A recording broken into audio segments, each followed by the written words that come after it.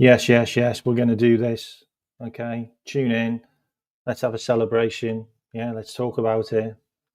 Let's do this for the next 30 minutes to an hour. Up the Reds. Let's go.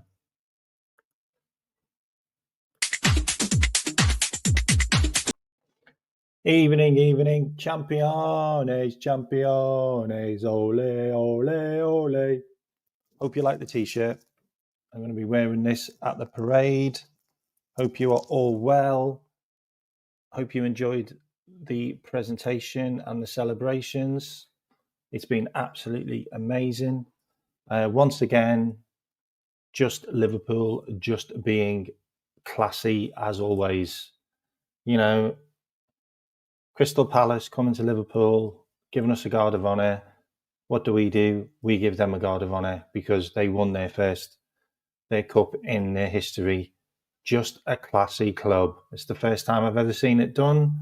Nobody will talk about it. It will just get swept under the carpet.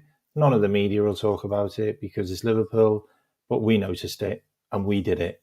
And that's how we do things. I want to get the elephant out of the room, out of the way as well. I thought the crowd were fantastic with Trent.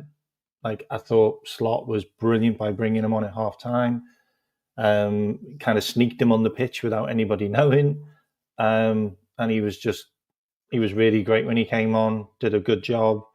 Listening to his interview, he was pretty good on the interview as well. Like, he got a good send off. The guys give us 20 years. Like, whatever happens is whatever happens. He's going to our rivals because I see Real Madrid as a rival.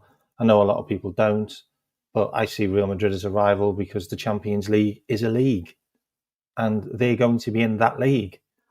So they're a rival for me. He's been at the club since the age of 6. If you watch him after the game, if you watch the interview, I would say there's probably a bit of regret there. I would say if you look at him, it looks like he feels like he might have made a mistake, but that's the mistake that he's made.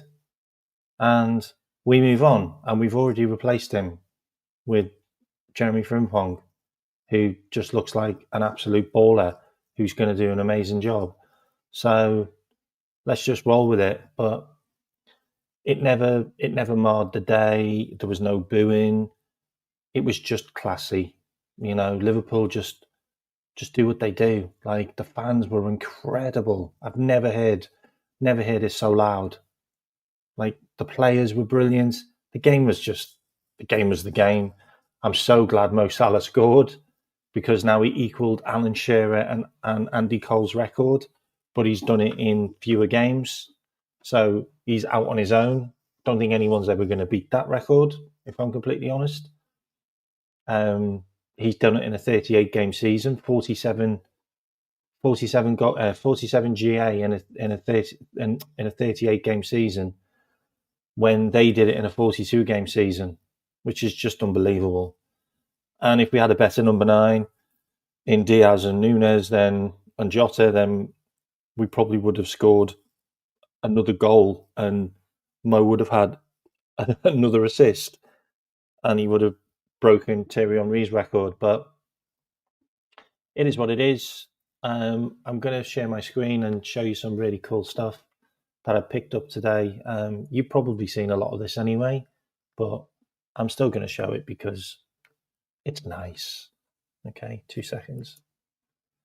Here we go. Let's have a look. Let me share some stuff. Got loads of stuff to share. Okay, so first of all, gonna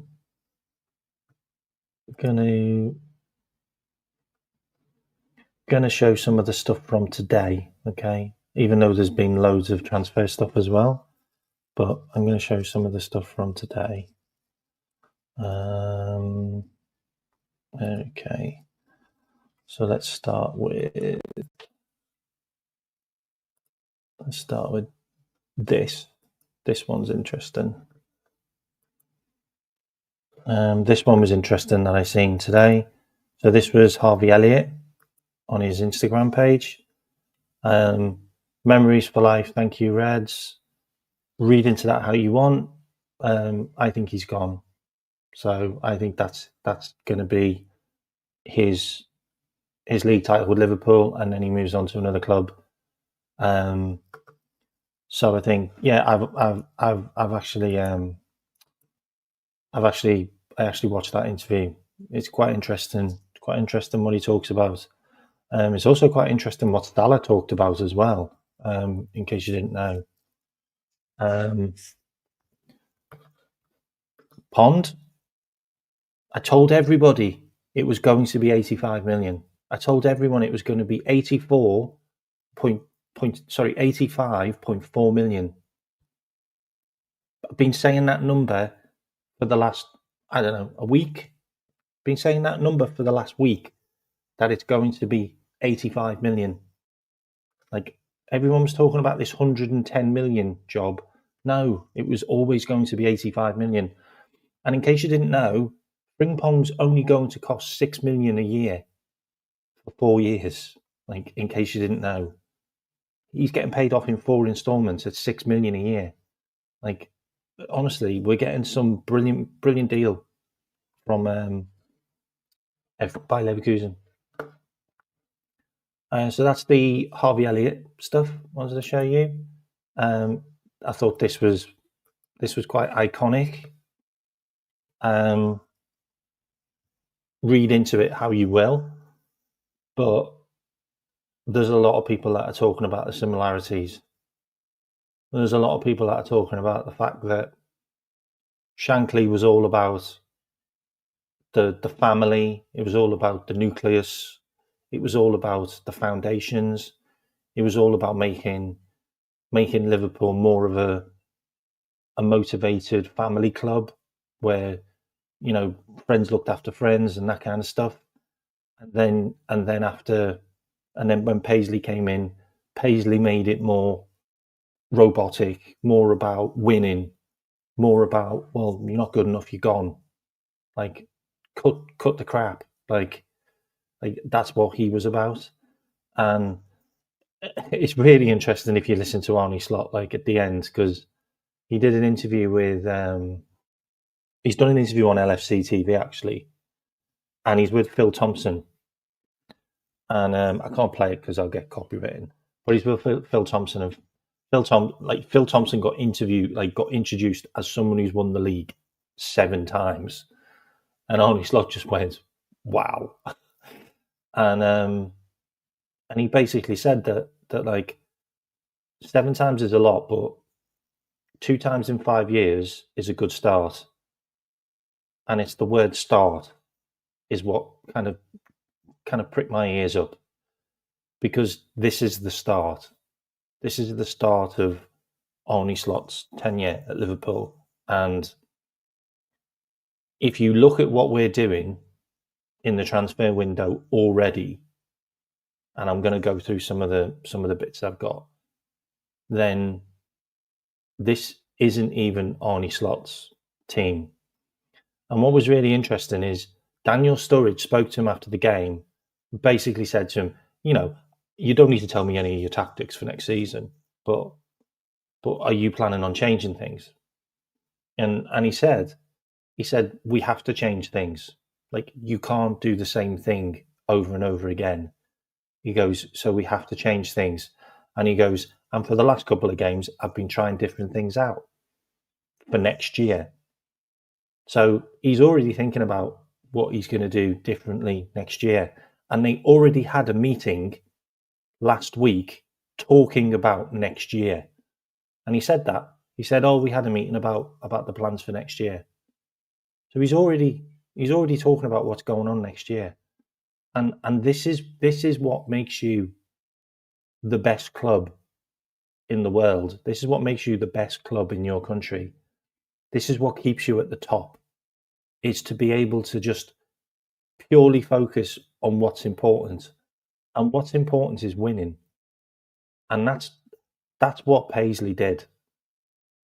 Paisley just won. He just wanted to win trophies all over, and he did. And that's what we seem to be forgetting. Like, it doesn't matter about how we play football. It doesn't matter about how we do it. What's important is winning, and you need that winning mentality. And Arne Slot's got that with a couple of players. And he said that. He said there's guys here who've won it twice now. They've got a taste of it. Winning it once can be a bit different, because Leicester won it once. Teams have won it once, and it might have just been for a number of reasons. But we've done it twice now, and to get it done twice makes you different than the others. And to do it twice in the past 5 years makes you competitive, makes you a threat, puts you in a different situation than Arsenal, puts you in a different situation than a Chelsea. It puts you right on top. And we are the number one team in the country. We've won more trophies than Manchester United. I know we've won 20 titles, but Manchester United finished 16th this season. And they were celebrating. They were celebrating not being below Tottenham. That's how far ahead we are. And for us to be going into the transfer market right now and picking up players like Frimpong, who's been in an undefeated team. He was in a team that wasn't beaten once in the German Bundesliga. So he has a winning mentality of being able to go a whole season without being defeated. And also picking up Florian Wirtz, who was the orchestrator of that team. These are big things to do. This is big thinking. This is thinking way ahead. This is 5D chess. And Arne Slot was asked about transfers, and he didn't budge. You know what he's like. He didn't budge. He didn't say anything. He just said, look, we got two of the main ones over the line in Virgil and Mo, and we'll see what happens next year. But we always want to strengthen. And you look at a couple of those players today, I think that's the last they'll play at Liverpool, and we'll go through some of those names. And we'll also give them some flowers, because some of them have been fantastic for us. Some of them haven't. But they were part of a team that won the league. Anyway, and I'm not going to talk about Klopp. I'm not going to talk about Klopp doing the don't boo Trent speech. That's just Klopp, okay? He's got an ego. He's just that type of guy. I'm not going to talk about it. I spoke about it on someone else's channel, and we started arguing about it, and it's just not worth it. Next one. I don't know whether I'll get copyright for this. Probably not, because I haven't got any sound. But just Big Veg, just lifting that one. Sensational stuff. Absolutely love it. Also, thought I'd share this one as well. Mo just cleaned up. Just cleaned up. Talk about winning everything. Talk about winning everything. Mo just won everything. If Mo doesn't win the Ballon d'Or, I'll be right with you now, okay? I'll be right with you now. If Mo doesn't win the Ballon d'Or, there has to be total corruption in how the Ballon d'Or's run, because the guy has won absolutely everything that you can win in your own country. He won Premier League Player of the Season. He won the league. He's a league winner. He won the Football Writers Award. He won the Golden Boot, and he won the Assist Award, the Golden Creator. He won absolutely everything. The only thing he hasn't won is the Golden Shoe, because I think Mbappe's got it. So, I find it absolutely staggering that Mo will not win the Ballon d'Or. He should win the Ballon d'Or. There's no one else better than him. And I don't care about Mbappe. They didn't win anything. They won no trophies this season. Real Madrid won nothing this season. So Mbappe, no. And then you look at Rafinha. Well, Rafinha didn't get as many goals. He also didn't get as many assists. Like, and I get they won the treble. And then you look at, okay, so you're going to give it to Lamine Yamal. What? Because he's 17. Because he didn't get as many goals, he didn't get as many assists. I mean, you can't give it to Dembele, because Dembele's playing in a league where they just win the league every single year by like 20, 30 points. Like, it has to be Mo. It has to be Mo. Like, look at the amount of awards he's got in front of him. There's no other award that you can win in the Premier League. There isn't another award you can win in England. He's literally won every single award you can win in England. Every single award. The only award he didn't win was the goalkeeper clean sheets, because he's not a goalkeeper. I just find that wild. I find that so wild if he does not win, because every player should vote for him, because they're players and they sit there and go, hang on a minute, Mo Salah's won absolutely every award possible in his own country. Of course we're going to give him the Ballon d'Or. Of course we're going to give him the Ballon d'Or. Like, honestly, if he doesn't win the Ballon d'Or, then there's just pure corruption. There's just pure corruption. Seriously. And there's something going on with the Spanish league paying them off or something.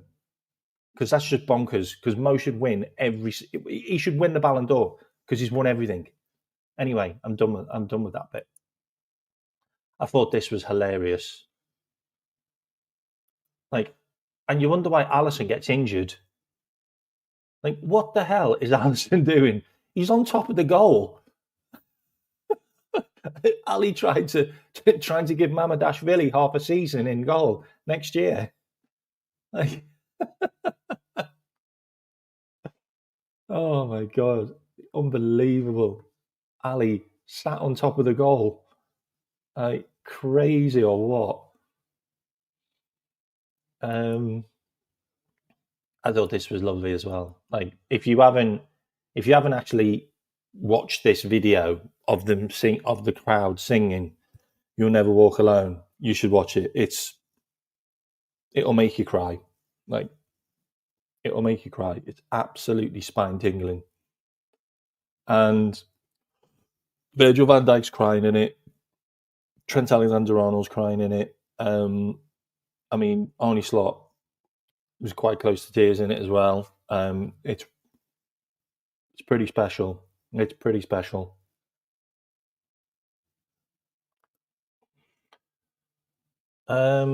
I don't know, but he's probably going to win that as well, isn't he? He's probably going to win that as well. What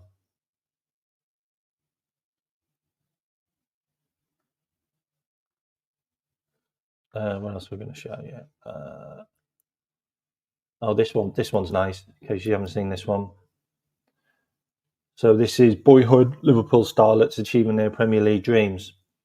So you've obviously got Harvey Elliott, you've obviously got Curtis Jones, Conor Bradley, and then obviously Trent. But Trent's already won it before. But you've got Conor Bradley, Curtis Jones, and Harvey Elliott all celebrating with the trophy. I will say though, like, that's a big ass trophy, isn't it? Don't you think that's a big ass trophy? Like that looks like a real struggle to hold and to lift up in the air. Like, it's a big trophy.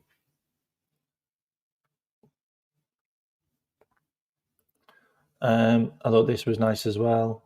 Dominic Szoboszlai, when someone broke the crown off the top of the Premier League trophy, Dominic Szoboszlai stuck it on Mo's head, which I thought was funny. It was really, really good touch. This is just us, just class. Look at that. So look at this. We get a guard of honour, and then what do? Watch this. We then give Palace a guard of honour.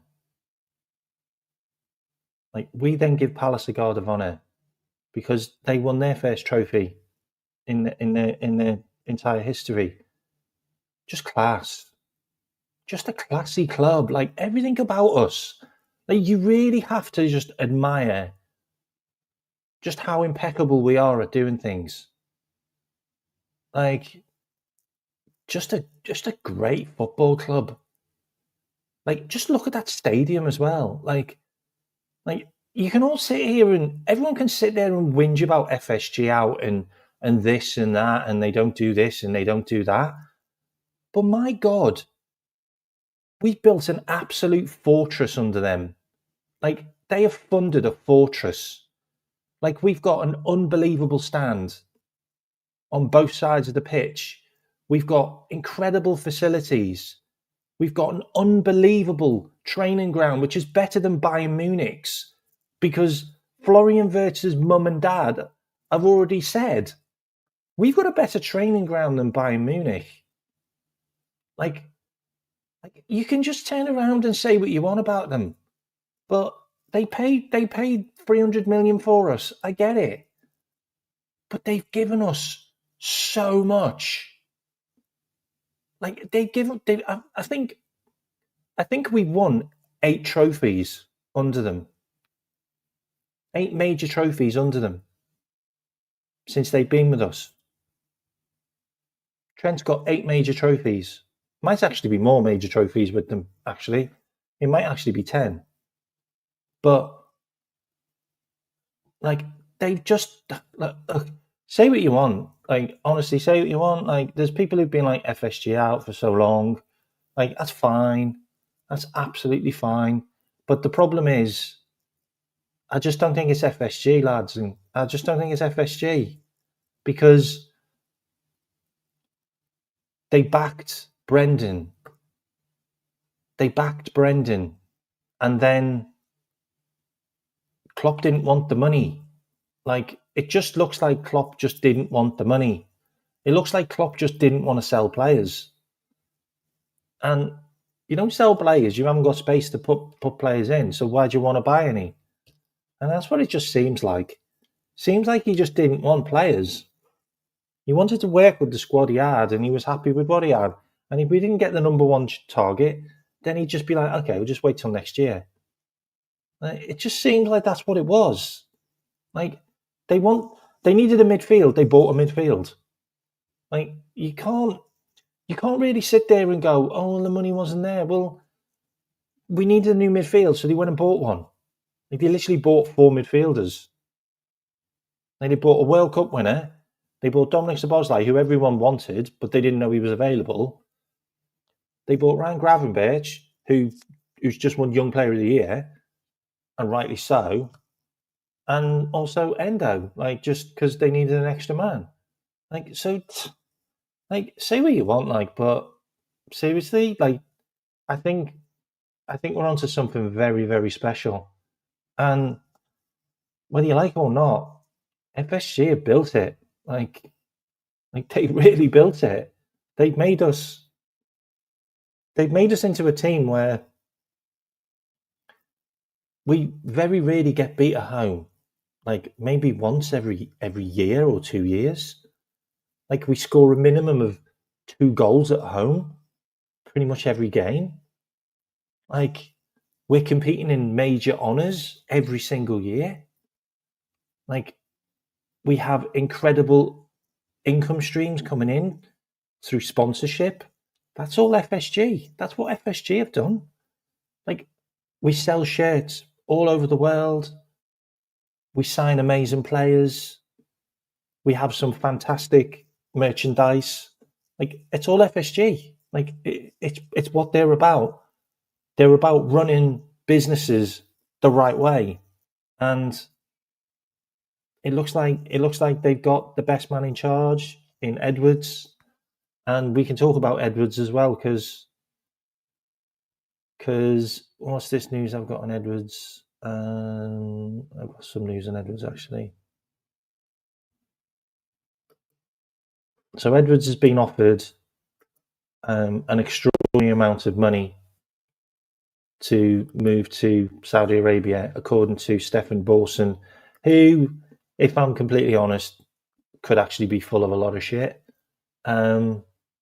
because he does talk sport and they're a bit of a shill, to be honest.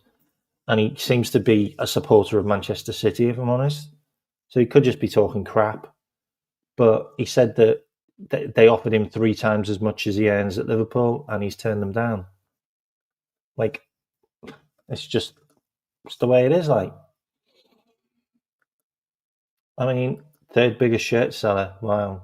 I mean, it's all you need to know, really, isn't it? I know you still want physicality in midfield, but I mean, do you really think? I mean, do you really think Zubimendi was physicality in midfield? I wouldn't say he's a massively physical midfielder. But we'll see what happens. This one's amazing, this photograph. Why don't you look at me like you want to be me? Or why don't you look at me and think, man, I really envy what you did? Because Virgil van Dijk's given probably the best central defender in Liverpool's history, if I'm completely honest. And I think Virgil van Dijk is an incredible player and probably the best central defender in Premier League history. But I'm sorry, he's tying the shoelaces of Alan Hansen. He's tying the shoelaces of Alan Hansen. And he's looking at Alan Hansen going, yeah, I want to win as many trophies you did, mate. Because he was special. Like, tell me that you didn't think Alan Hansen was a special player. Alan Hansen was that good that he could have played in midfield. And he was a central defender for like 14 years at Liverpool. Absolute monster of a player, Hansen was. What else have I got for you? I thought this is quite interesting, actually. So I'm going a bit off-piste. So this was yesterday. Frimpong was in the New Balance HQ, because obviously Jerome Frimpong is the face of New Balance, and Cody Gapco obviously put Sikla on his Instagram, but then look at the other picture that he put up. I thought this one was interesting. The other picture he put up. He posted this picture up, in case you haven't seen it. Yeah, so he posted that picture up on Instagram. Have you noticed the shirt in the background? It's a Liverpool shirt.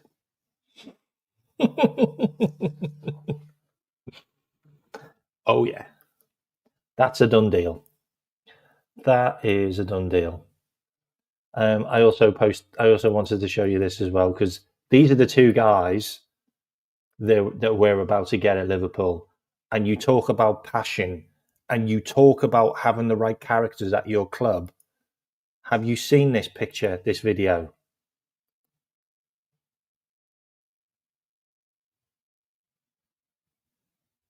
That's exactly what you want at the club.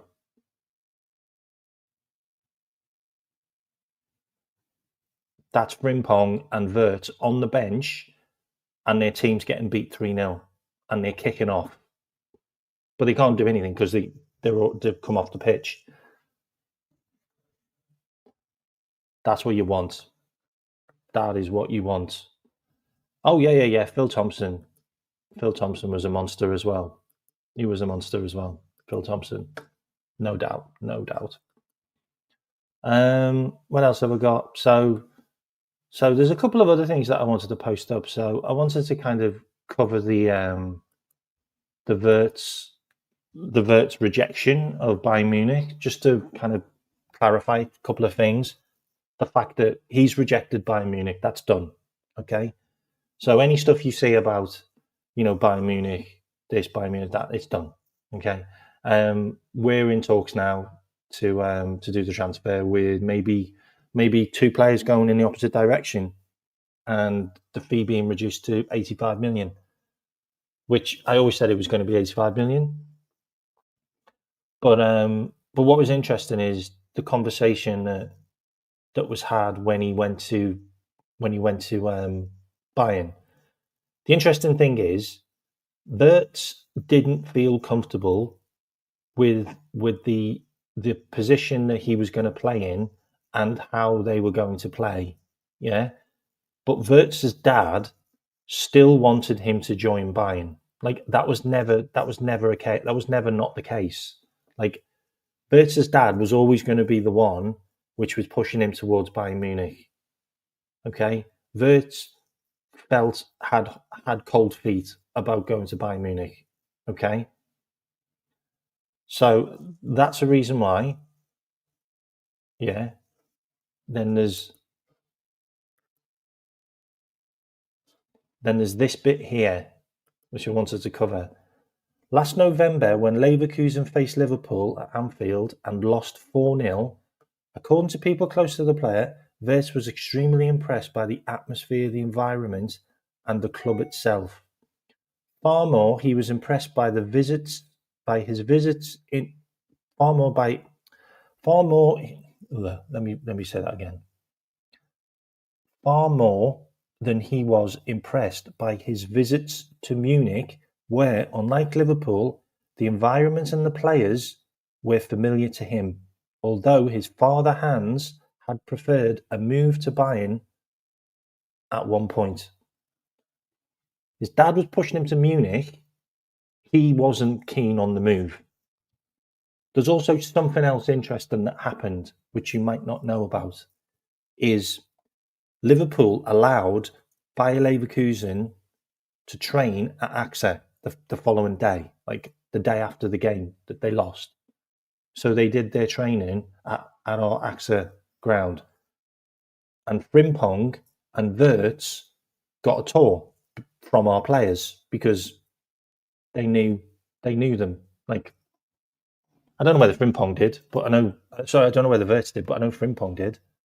And obviously Frimpong is Wirtz's friend, so we've kind of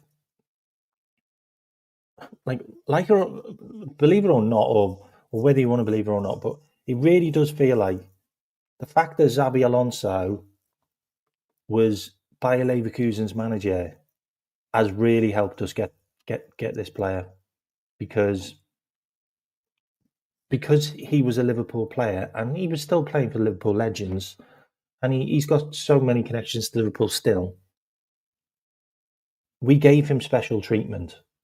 Like, the connection with Bayer Leverkusen is quite strong because of Xabi Alonso, and I think it's just helped us. I genuinely think it's helped us. Like we've just done a good job in keeping the connections there and looking at these players, and obviously Alonso's made his move to Real Madrid, and those players weren't going to follow because Real Madrid have got other players and they've got other areas that they need to improve. We've just gone in and gone, well, he's not there now. Let's go and get these guys out. They've been there long enough. Like, they're ready for the next step. And that's what I see. That's exactly what I see. Frimpong's ready for a big move. He's been unbelievable for them for the last 4 years. And also Wirtz is ready for a big move because he's a world-class player who needs to play at a world-class club. And we're a world-class club.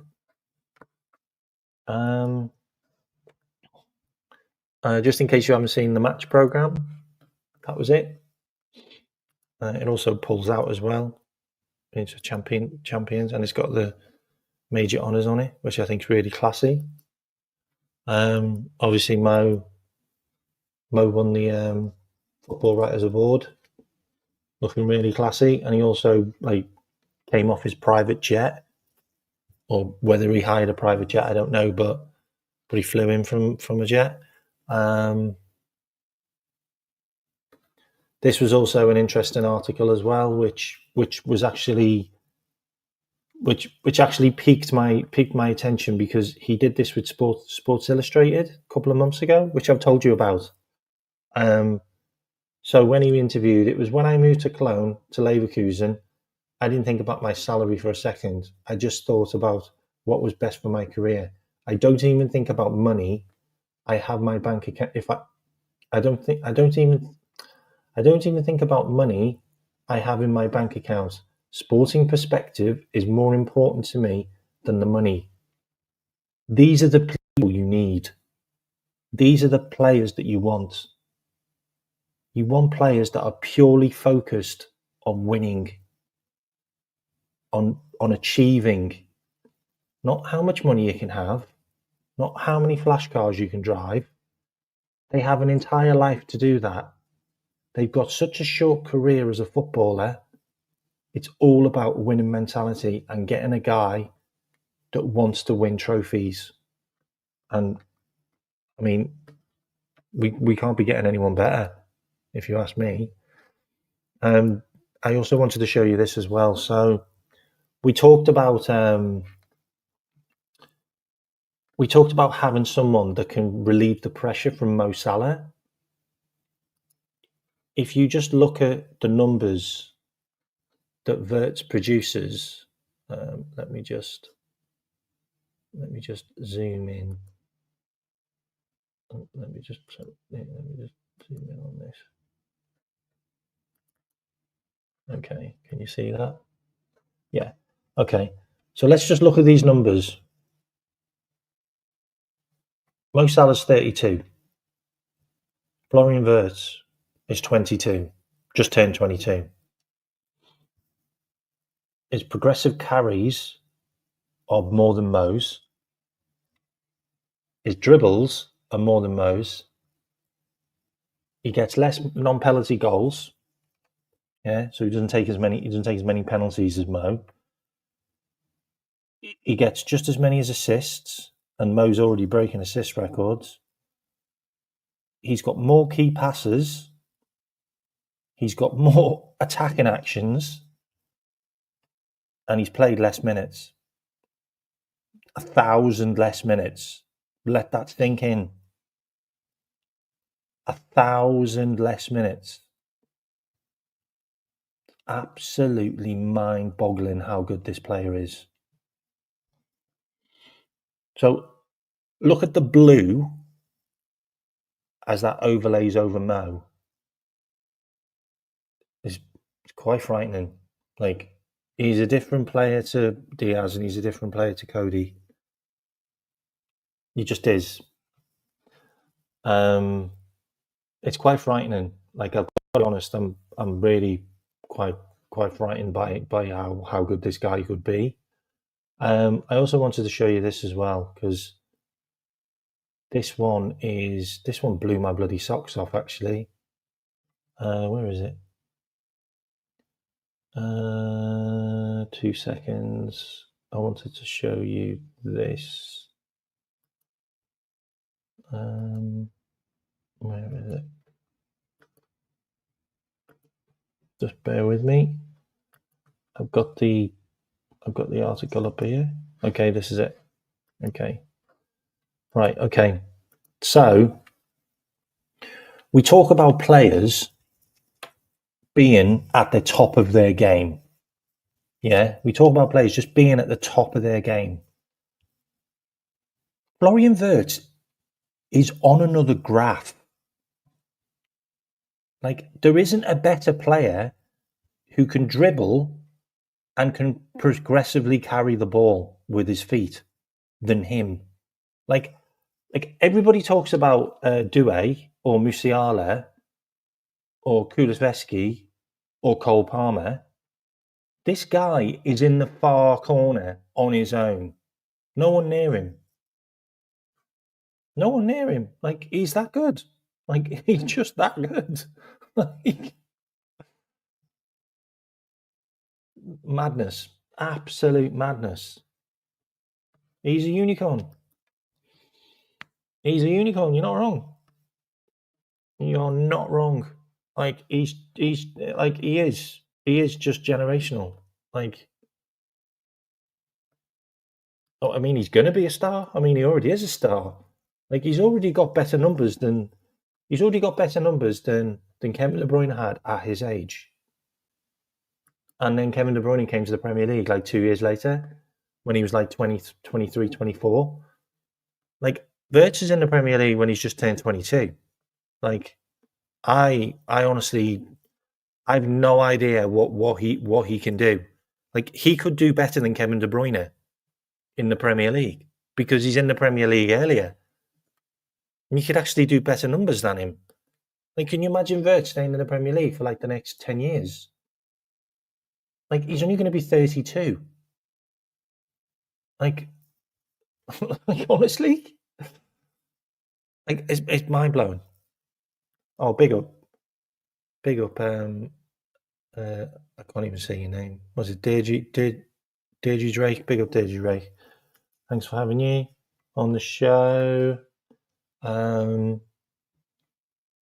million, 85 million fixed. The rest in achievable bonuses. Total package. Yeah, 109 million in total, isn't it, Cam?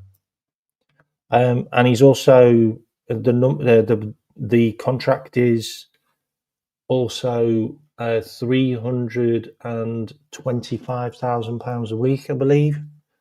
His contract over 5 years, which isn't an insane amount of money for a player that good. I've got to be honest. Like, I don't think that's like crazy wages for someone that talented. That's the number quoted. Whether that's true or not, I don't know. Like, I genuinely don't know.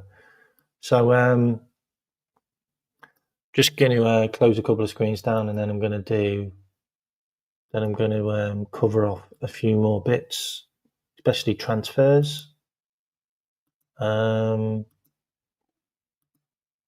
video of Alisson on the top of the goal is nuts.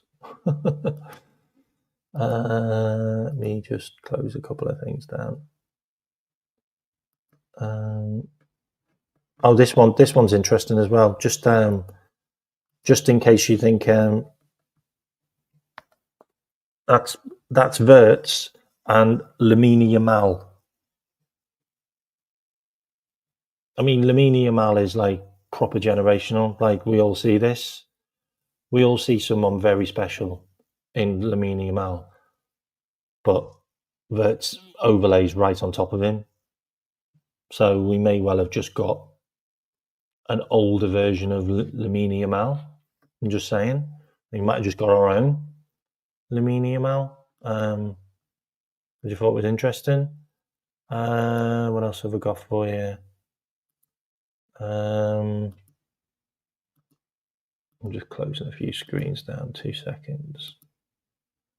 This one's mind-boggling. I'm just going to bring this up on the main screen. Okay, so this is Mo. This is just what Mo's done. Let's calculate the averages. Average Premier League appearances per season. 287 appearances over 8 seasons. That's 35.88 appearances per season. Average Premier League goals per season. 183 goals in 8 seasons. That's 22.88 goals per season. This is Mo. Average Premier League assists per season. 86 in 8 seasons. That's 10.75 assists per season. Average Premier League goals and assists per season. 269 goals and assists in 8 seasons. That's 33.63 goals and assists per season. Summary of averages since 2017, including 2024-25. Appearances, approximately 35.88. Goals, approximately 22.88. And assists, 10.75. That's a total of Mo doing 33.63 goals and assists per season every single year. That is just mental. That's mental. Like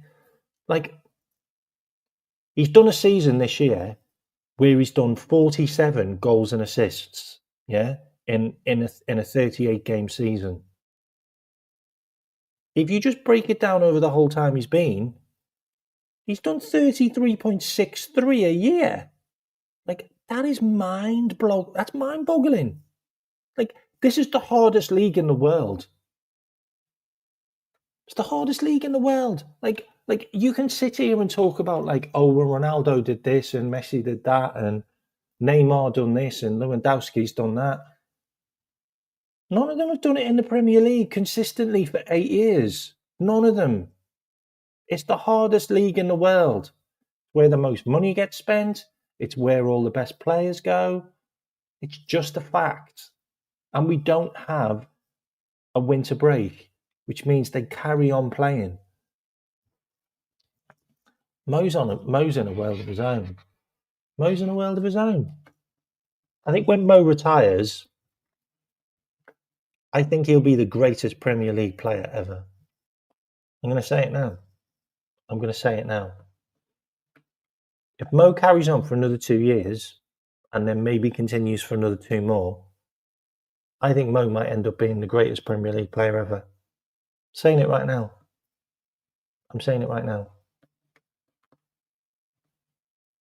Honestly do. What else have I got for you? So I got more from Pletty Goal. So Xabi Alonso shaped them into top stars. Now they're moving to LFC. LFC received final commitments from Florian Wirtz today after a move to Bayern Munich fell through. Liverpool submit an offer. We've already done that. Frimpong's passed his medical and signed a contract. Official announcement will take a bit longer for certain reasons. That's because of Adidas, by the way, because Adidas want our new players in their kit. They don't want them in the night kit. That's a fact. Wirtz and Frimpong will be done. Will be Liverpool players soon. Arne Slot was determined to bring both of them in. Arne Slot's been instrumental in both of those players. This one was really interesting as well because this was yesterday.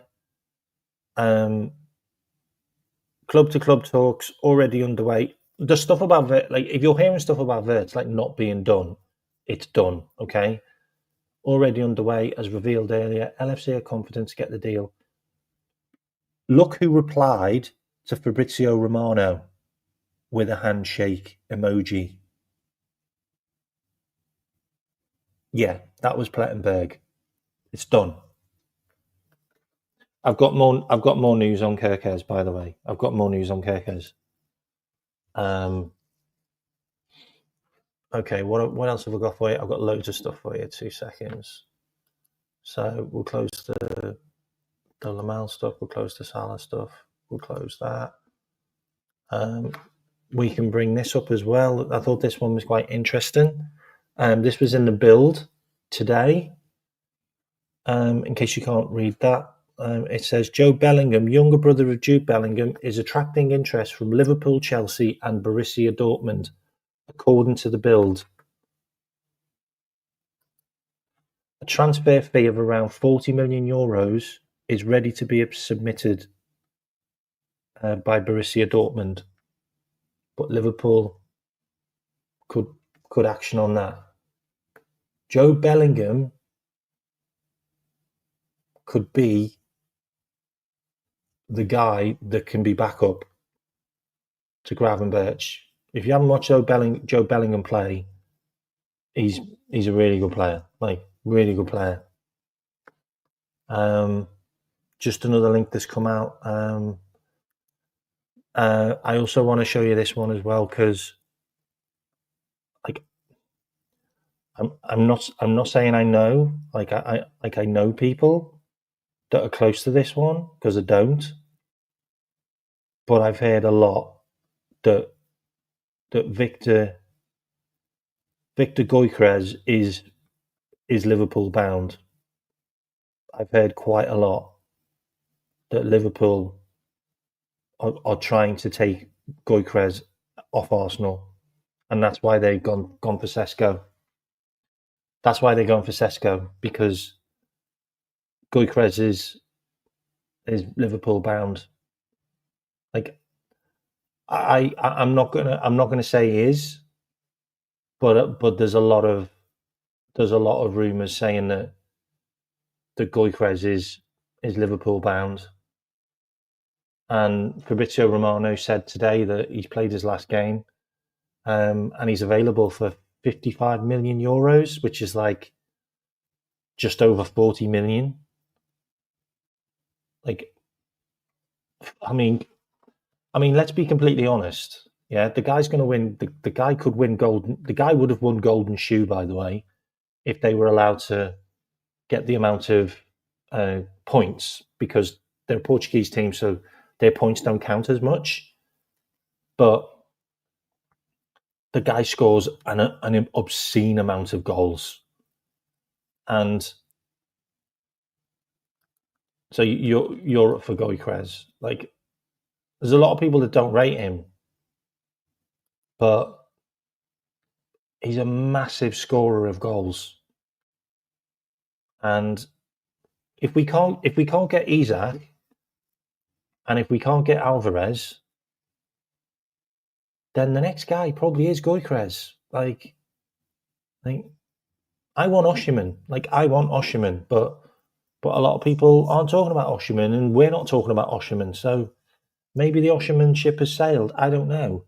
But for 40 million quid, potentially 45, it's an absolute steal. Like, it's another McAllister. Like, it just is. Like if you pay anything under 70, 80 million for him, it's a bloody good deal. Like, it just is. It's a really good deal. Like we sell Nunes and we replace him with Gyökeres. Like, I mean, you can sit here and go, oh, well, he's just another Nunes, but he just isn't. Like, he's done it consecutively for like 3 years, and he scored an obscene amount of goals. Like, an obscene amount. And he's done it in the Champions League as well, by the way. And he's 26. Like, he's proven. He's not a Nunes who comes to the club when he's 23. He's not. He's 26. He's proven. I don't know. Like, he's 26. He's not 28. He's 26. I think 27 or 28 is your prime, isn't it, when you're a striker? But yeah, I don't know. I mean, he is ridiculous. Like, it's just a ridiculous amount of goals. Like, it really is. He also scores free kicks as well, which I didn't know.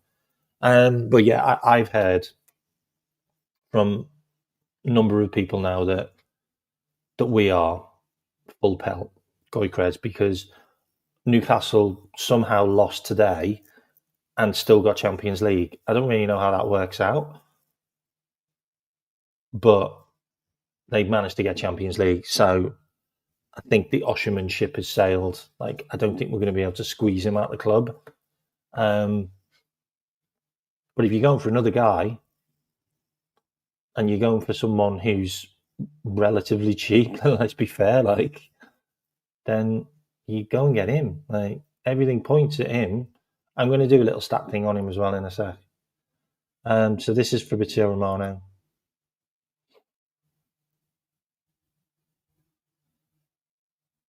So Liverpool made contact with Gyökeres. Fabrizio Romano said the Gyökeres agreement with Sporting is that it allows him to leave the club for just 55 million. It's actually less than 55 million, by the way. It is less. It's 55 million euros.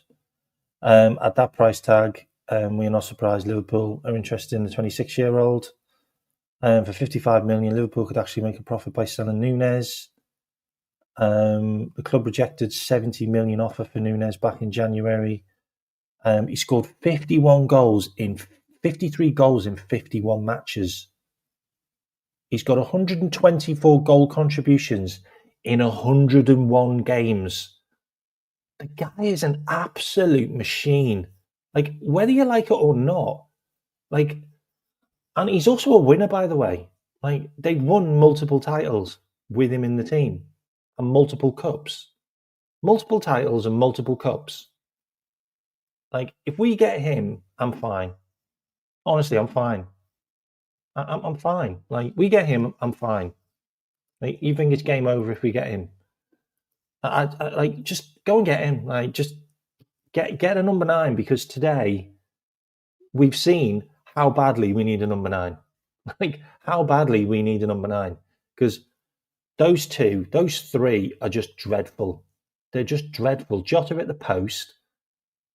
Diaz missed so many sitters. I mean, three sitters. Like Mo Salah could have had like 2 assists today and a goal, and then Nunez just non-existent, just non-existent. But yeah, go and get Gyökeres. Just get it done. I'm cool. This was also more media. Where is it? So you got better signing than Wirtz. Like you get a better signing than Wirtz, and then we're linked with where is he? Where is it? Where's Gyökeres? Oh, actually, this is about Julian Alvarez. Yeah, this was about Julian Alvarez. Sorry, this wasn't about Gyökeres. This was about Julian Alvarez.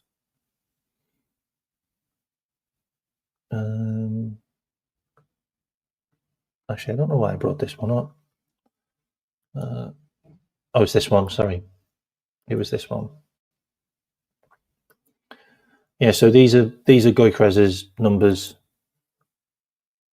So this season, Gyökeres, 31 starts, 33 goals, 2,800 minutes played, 39 goals in total, by the way, 7 assists, 4.2 shots per game, 1.9 key passes per game, and 1.8 dribbles. Like, he does everything.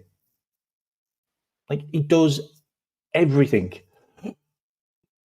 does everything, this guy. No, I don't think so now. Well, I just don't think we're going to get him. I just don't think we're going to get him out of that club. Yeah, I know. It was interesting Adam Wharton didn't come on today. Did you not notice that? Adam Wharton wasn't in the team. I thought that was a really interesting one. I haven't really read into it, but then you've got Wirtz and Gyökeres unlocked. I mean, seriously? I mean, you're looking for a bagsman. There's your bagsman there. Like, it's hard not to look at him and think he's just a bagsman. Like, he is genuinely just a bagsman. I also wanted to show you this as well because I thought this one was really interesting.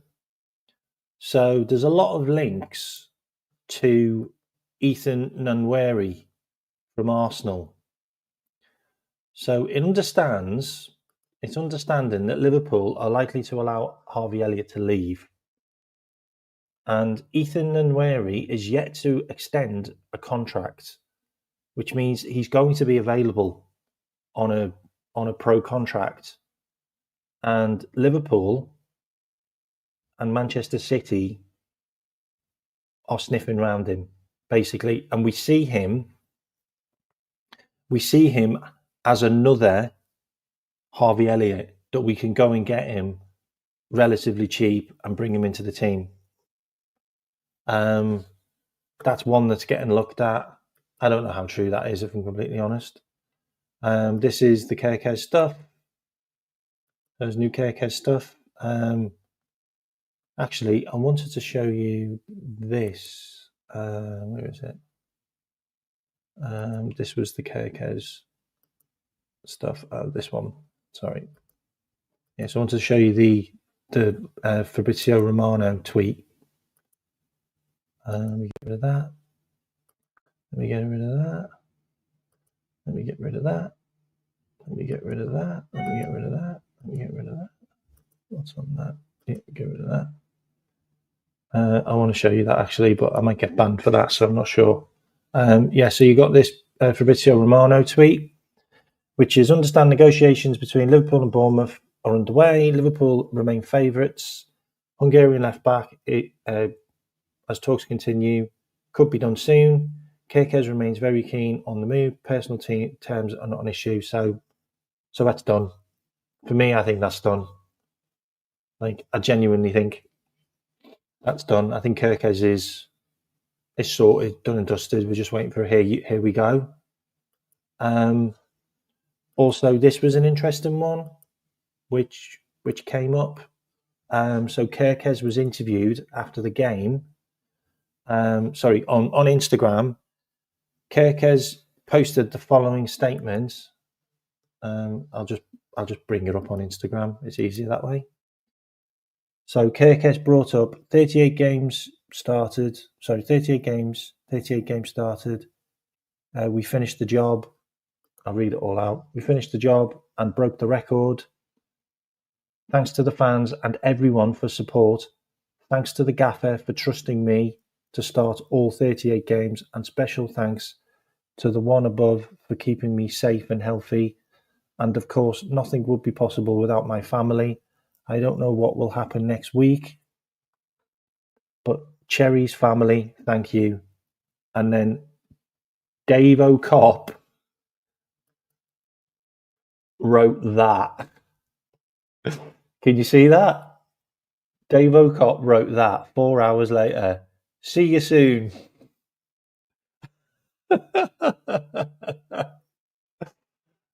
Yeah. Dave O'Cop trolling him. And do you want to see who liked it?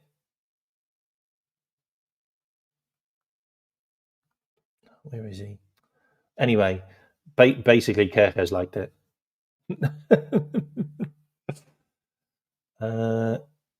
Fabrizio Romano also commented on that as well, by the way. I mean, we can look at people like Red FC. I mean, there's going to be loads of Liverpool fans on there, but it's the fact that Dave O'Cop said "see you soon." So there's loads of Liverpool stuff in here, like loads of Liverpool fans, because he's obviously been followed. Dominic Szoboszlai, picture of Dom with an hat on. So there's loads of like Liverpool stuff, but I just thought that was a really interesting one, that he basically said he doesn't know what's going to happen next week. Well, we do know what's going to happen next week, don't he?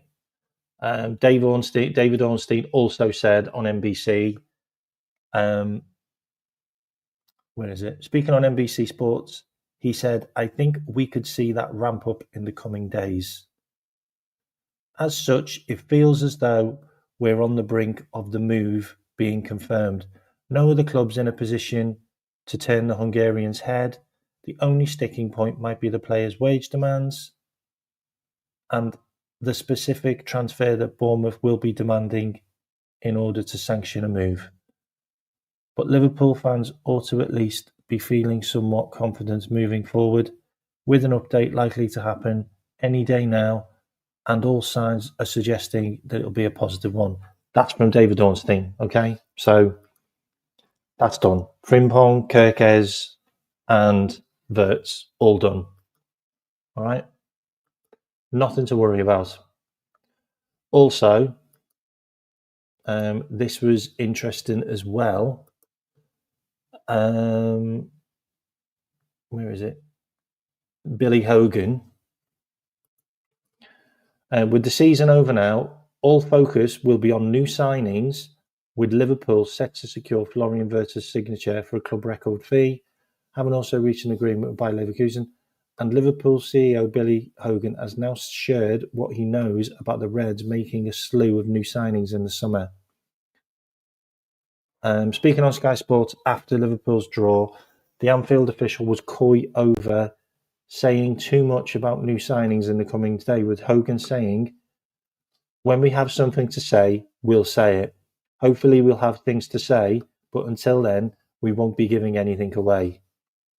I just love Liverpool, man. They're just brilliant. Like, honestly, just love it. There was also something else I wanted to cover.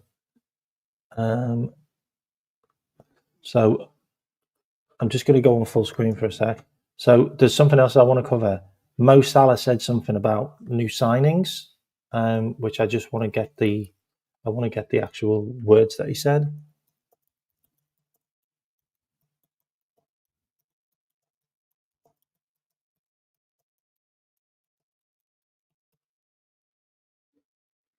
Where is it? Okay. So it's this here. Where is it? Here. So Mo Salah said this, which is I don't think people have picked up on this, but Mo Salah said this. Where is it? Okay, so he said this on beIN Sports, by the way. So he said on beIN Sports, the team is going in the right direction. They've made good signings, plural. Plural. They've made good signings, which means signings, which means we've signed more than one player. So Mo already knows that we've signed Wirtz and Frimpong. So Mo's already telling us that we signed Wirtz and Frimpong because he said signings. So they've made good signings, and there's signings that they are talking about which haven't been completed, but there's been serious talks.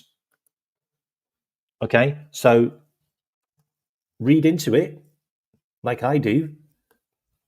So we've made signings, which means we've signed more than one player. Only one player's been sort of announced in Frimpong. So that means we've got Frimpong, we've got Wirtz. He knows that. And then there are going to be more signings, which means there's another more than one. So it's not just Kirkes, it's more than one. So Mo's basically saying there's either four players or more coming in. That's what Mo's saying, not me. That's what Mo's saying. Mo's saying that there's more than 4 players coming into the club, and we're having serious talks with the others. So more than 2. So it could be Frimpong, Wirtz, Kirkes, Gyökeres, and maybe Adam Wharton, or maybe a defender. Like, I don't know, but Mo's letting us know that there's more than 4. Just saying, Mo let the cat out the bag. Mo let the cat out the bag. Mo does that. That's what I like about Mo. Mo says stuff like that, which is great. He tells us a little bit more information than we're supposed to know. And Mo also said this as well. I'm going to play the video in silence, but I want you to read the caption. I want you to read the words. So this was Mo talking on Peacock. I don't want to play it in case I get copywritten, but I want you to read the comments. Sorry, the subtitles. Okay.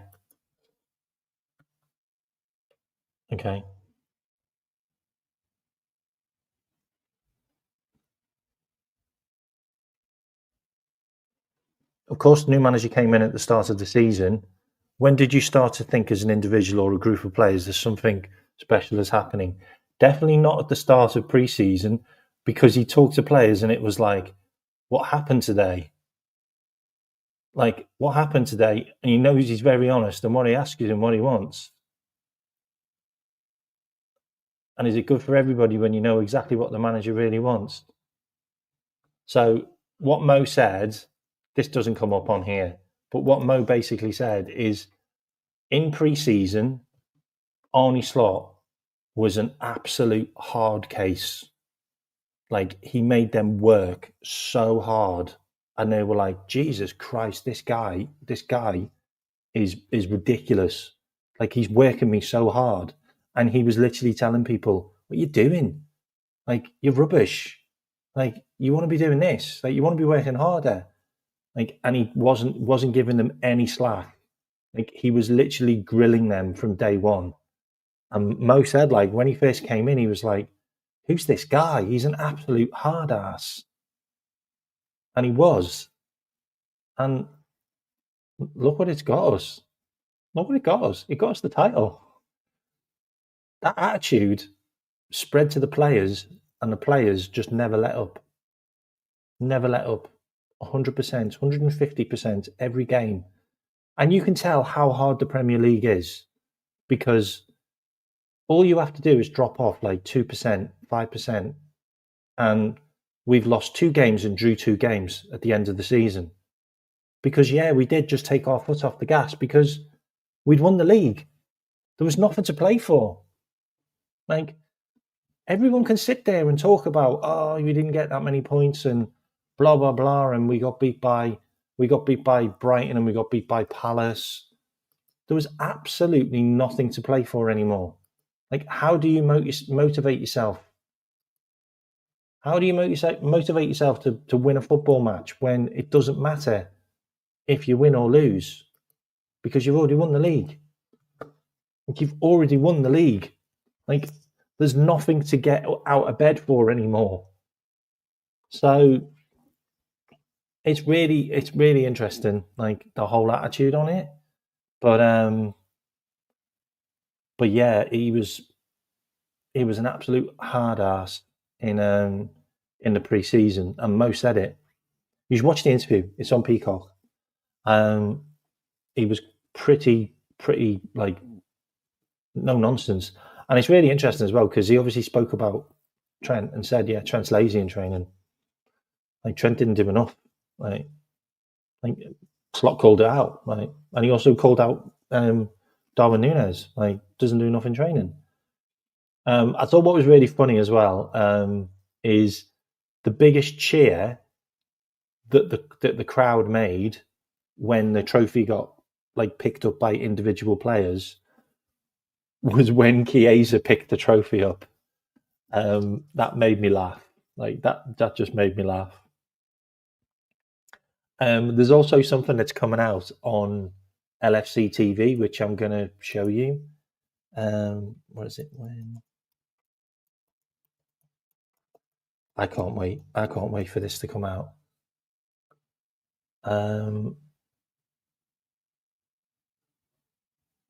So this already came out. If you haven't watched this, then I suggest you go and watch it because it's just brilliant, and it's nostalgic. Like, it's the stuff that makes you smile. Like, if you've got nothing to watch during like pre-season, during the off season, because obviously the Premier League's over now, I would suggest you go and find this. I think it's on YouTube, but I would suggest you go and find that. It's absolutely brilliant. I watched it recently. It's so good. It's just brilliant. Like, it just is. Have I got any bombers? Well, I've just said Goincrez. Was that a bomber enough? Victor Goincrez. Big up, hope you're well. By the way, there's like 250 plus of you in here, by the way. If any of you see me at the parade, don't be shy. Come and say hello. Like, seriously, like, I'm approachable, all right? I'm going to be with my wife, yeah? But come and say hello. I'm going to be wearing this T-shirt, okay? I'm going to be wearing this T-shirt, all right? If you see me, come and say hello, all right? Don't be scared of me, all right? I know I come across a bit of a nutter on other people's channels, but don't be shy. Come and say hello. We're all Liverpool fans. We're all celebrating. If you're at the parade tomorrow, just say hello, all right? I'll be around Leeds Street at some time between, I don't know, 3 o'clock and 6 o'clock. I'll be around that area, all right? But if you see me, come and say hello to me, all right? And just say, I watch your channel, or I've seen you on other channels. blah blah blah blah, and just say hello, and we'll say hi, and then we'll go our separate ways. But it's nice to just meet people, all right? And we're all in the same boat. We're all loving life. I'm not. I'm from outside, but I'm traveling up. And also, please check out my channel over the next week, because I'm going to be posting a couple of videos which are going to be mind-blowing. They're going to be mind-blowing, and I can't talk about them, but they're going to be absolutely mind-blowing, because I've managed to get access to something which not a lot of channel creators are going to get access to. But I'm gonna be posting some amazing videos up, so keep an eye out on my channel. What else have I got to show you? I'm gonna go soon, but what else am I going to show you? Because I'm absolutely shattered, and I'm driving up at 8 o'clock in the morning to Liverpool, so I'm going to bed soon. What else have I got? Let me see if there's any more new stuff.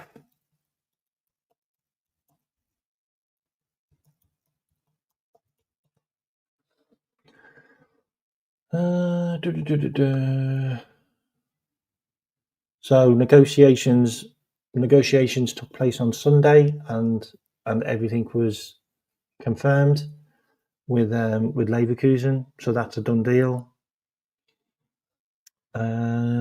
It's all just about Mo, really. A lot of this stuff's about Mo.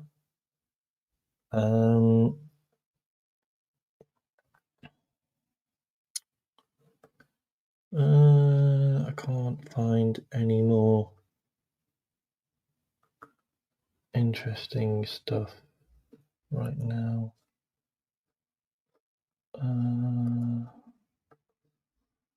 What have I got?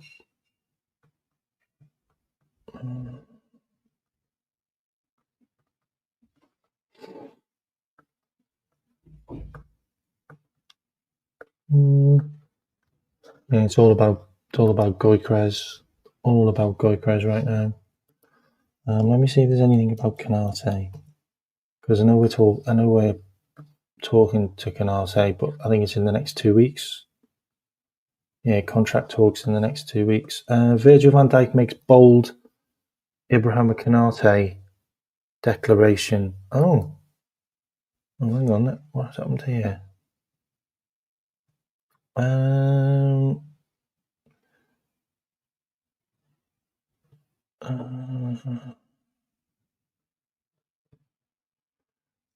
So Virgil van Dijk was spoken to after the game by L'Équipe, which is a French media.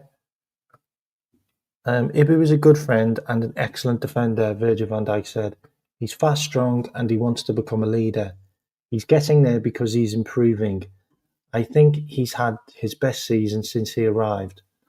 The numbers would appear to back up Virgil van Dijk's claim, at least when it comes to Konaté's appearances. As your career progresses, you understand better how your body adapts to different situations, Virgil van Dijk said. In any case, when I was his age, I wasn't as good as him. Virgil van Dijk and Konaté look set to continue their partnership next season. No, there was nothing in there that basically said that he was staying. So that was, that was kind of a damp squib. Let's see if there's anything about Isaac.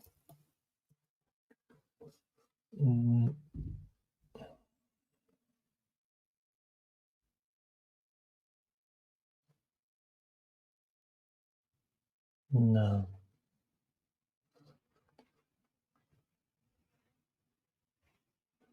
Isaac to Liverpool update. Liverpool fans convinced they've lost a chance to sign Isaac. I don't think we're going to get Isaac now.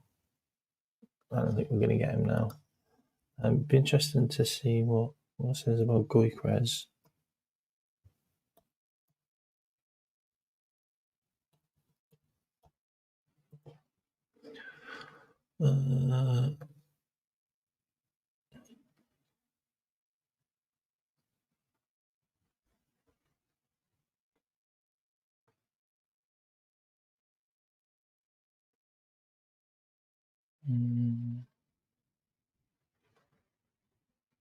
Oh, okay. Arne Slot. Okay, what's this? Sorry, I'm just reading this as it's live. 2 seconds. So,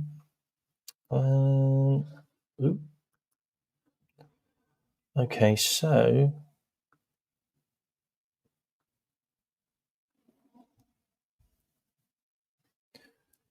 right. Okay, Goycres responds to future questions. Sporting Lisbon striker Victor Goycres won't be drawn on a summer exit links after helping his team retain the Portuguese title. He scored his 39th goal. Jesus Christ. It's football. I'm still here, the Swedish striker told Sport TV. I don't know what's going to happen. Nobody can predict the future.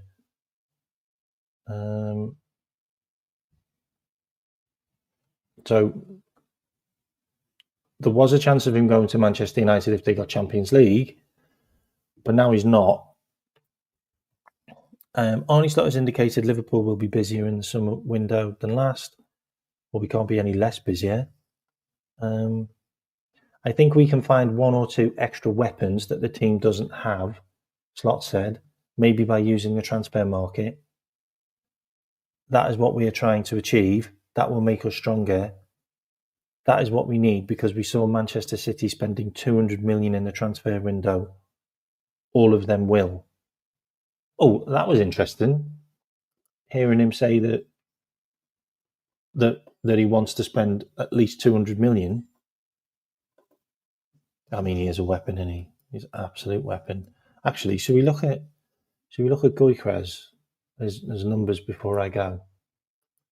Do you want me to bring up Goycres' numbers before I go? Yes or no in the chat, and I'll do that for like 7 minutes. Yes or no? I need 2 yeses. 2 yeses?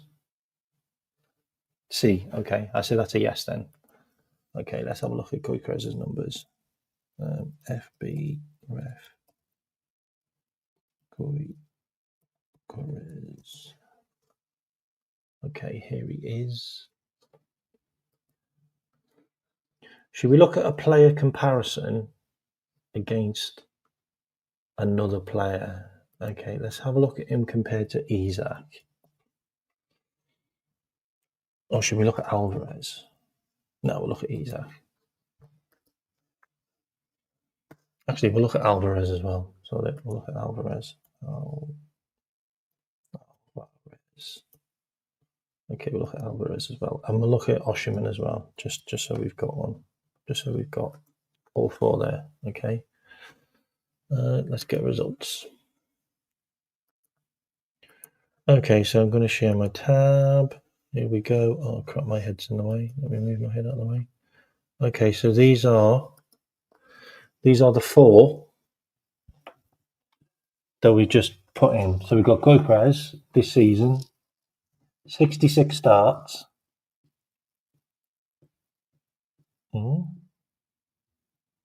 Okay, so he's only played 66 games since he signed for Sporting. Okay, so 66 starts.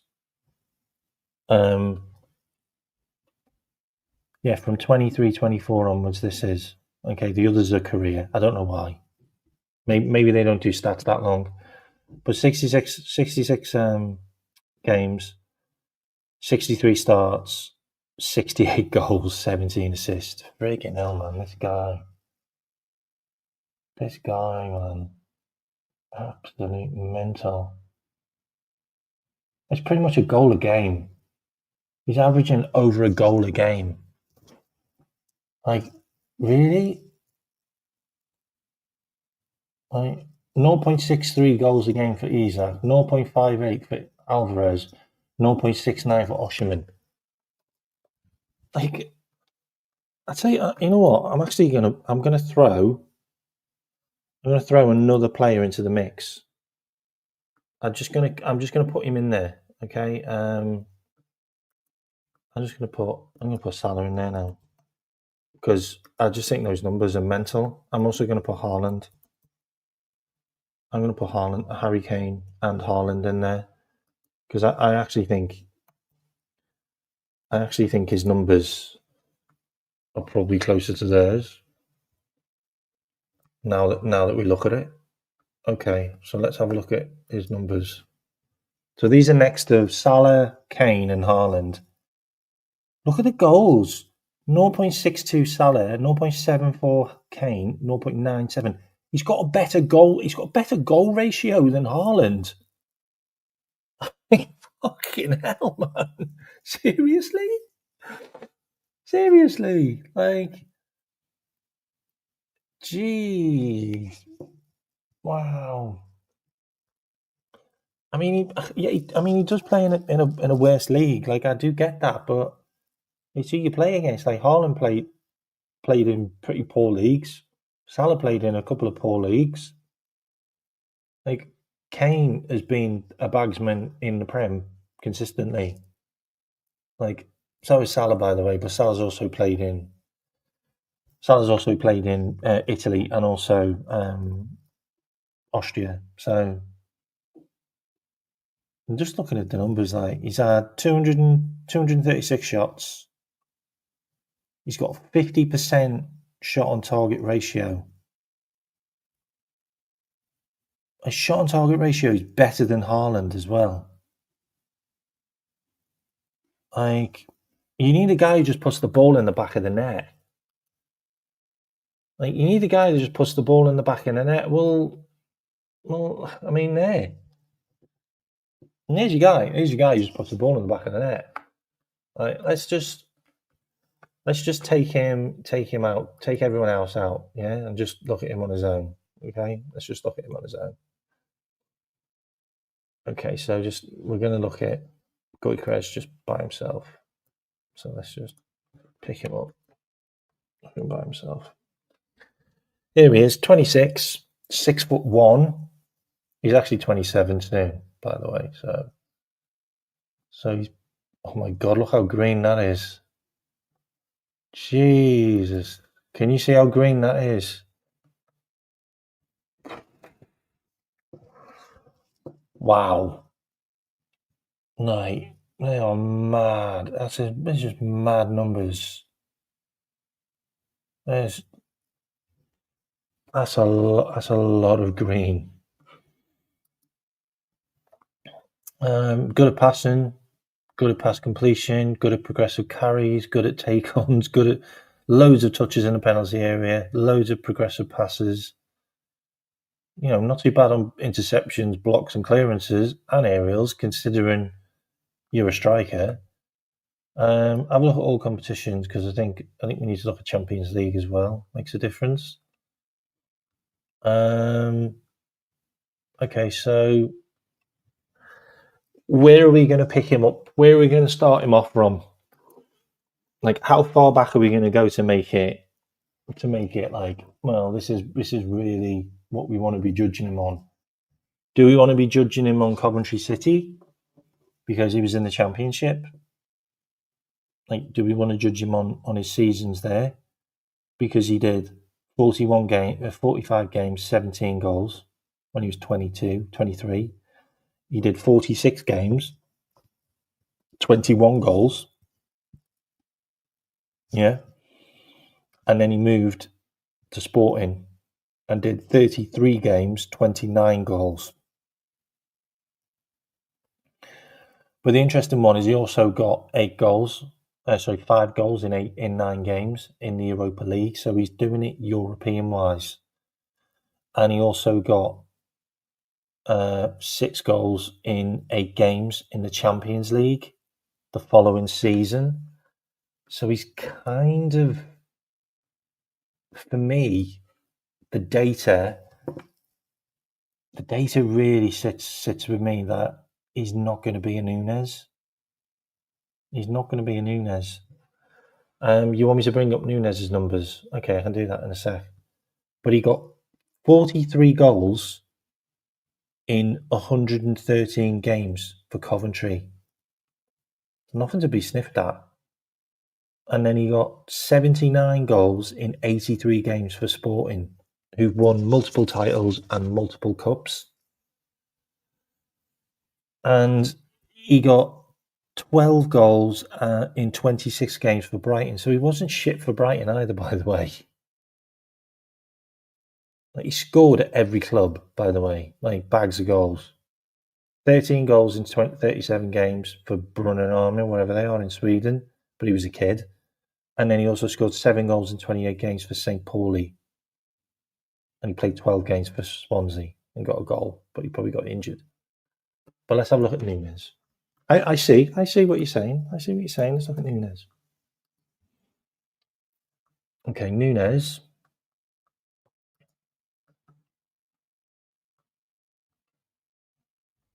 Let's have a look. So let me get rid of that.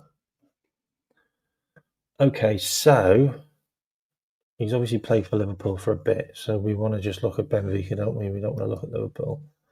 So Benfica, 28 games, 26 goals, second season.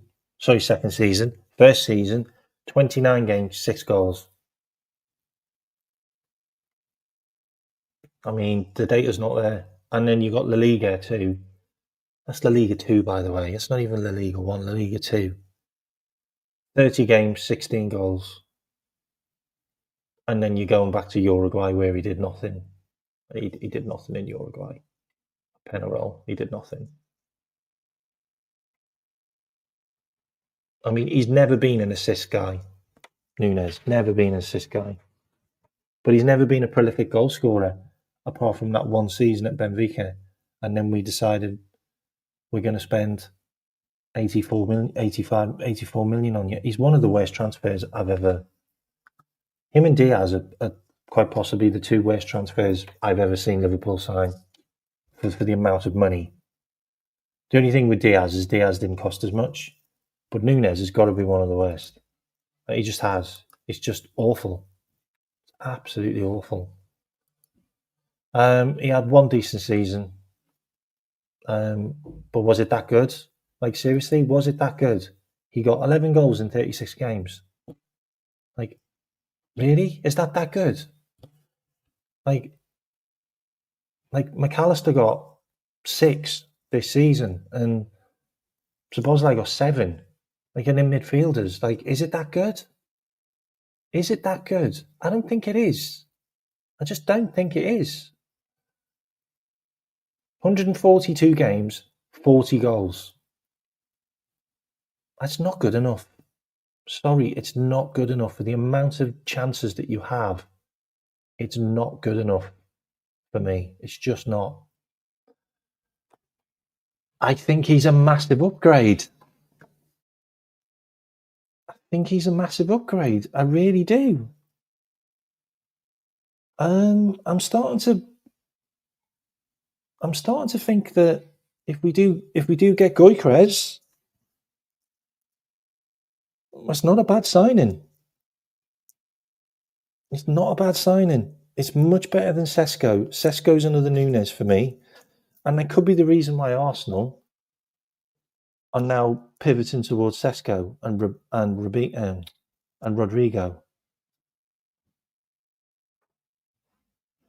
I don't think he's got a bad injury record. He plays every game. Yeah, I'm in. Yeah, I'm in. Like, and I'm also fine with us getting a 26-year-old. Like, he's proven. He played a lot of games. We're not getting him. You don't think we're getting him? You don't think we're getting him? I don't see why we wouldn't get him. Wait, he's not a project. How is Gyökeres a project? I'm literally just showing you that he's consistently scored bags of goals everywhere he goes. Like I know Coventry was in the Championship, but he scored loads of goals for Coventry. Like, he's going to cost about 50 million. Like, for me, that's just a no-brainer. That's 20 million more than Liam Delap, who everybody wants. Ekitike is going to cost 100 million, and he's also had one good season. Gyökeres had scored more goals than any other player in the last 2 years in European football. Like, he's won the Golden Shoe twice. He won the Golden Shoe last season, and he would win it this season if it wasn't for Mbappe, because he's in the Spanish league, which get more points. But he scored more goals than Mbappe. He scored more goals than Salah. He did it this year. He did it last year. And then the 3 years before that, he played in the Championship, and he scored loads of goals. I know it's the Portuguese league. I totally get that. But he's done it consistently in the Portuguese league and the Europa League and the Champions League.